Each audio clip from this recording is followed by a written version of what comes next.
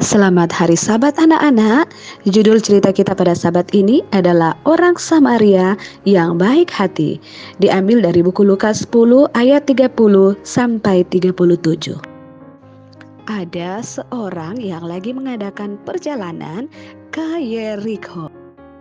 Di perjalanan ia dirampok dan dipukul sampai hampir mati oleh orang jahat dan ditinggalkannya sendirian di tempat itu.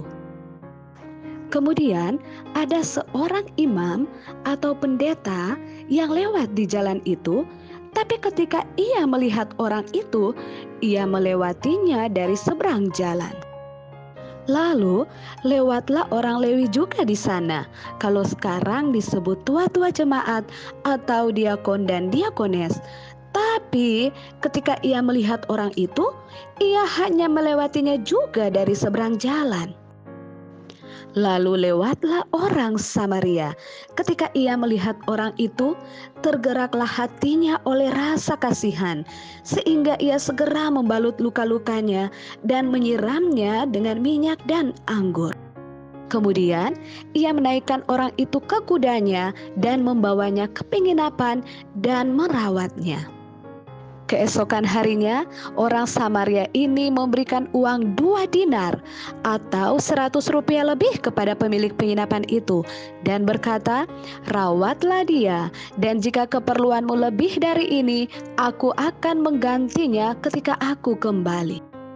Nah, anak-anak yang manis, pelajaran dari cerita ini adalah Yesus mau anak-anak bisa menjadi terang di mana saja dengan suka mengasihi, menolong, dan membantu orang-orang yang membutuhkan. Ayat Alkitab kita pada Sabat ini terdapat dalam Lukas 10 ayat 27b. Kasihilah sesamamu manusia seperti dirimu sendiri. Nah, anak-anak, kita berdoa ya. Yesus yang baik, terima kasih untuk cerita pada Sabat ini.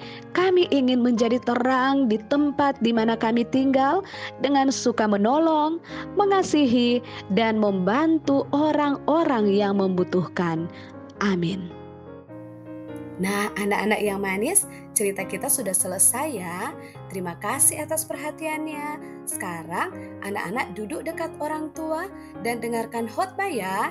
Sampai kita ketemu Sabat depan. Tuhan Yesus memberkati.